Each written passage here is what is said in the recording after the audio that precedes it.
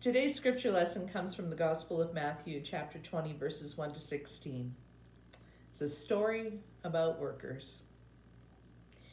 Jesus said, God's kingdom is like an estate manager who went out early in the morning to hire workers for his vineyard, and they agreed on a wage of $1 a day and went to work.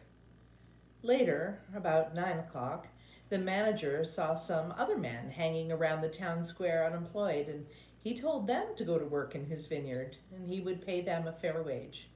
And they went. He did the same thing at noon, and then again at 3 o'clock.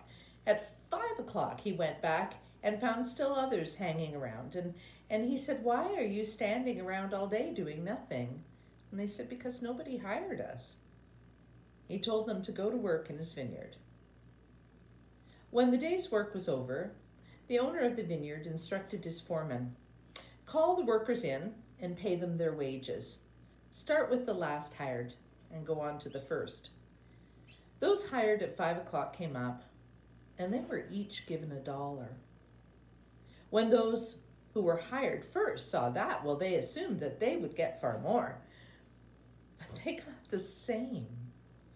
Each of them $1. Taking the $1, they groused angrily to the manager. "Those last workers put in only 1 easy hour, and you made them equal to us, who slaved all day in the scorching sun."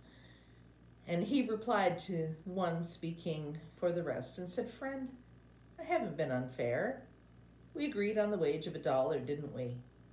So take it and go. I desired to give to the one who came last the same as you. Can't I do what I want to do with my money? Are you going to get stingy because I am generous?" Here it is again, the great reversal. Many of the first ending up last, and the last first. Thanks be to God for this reading of His Word.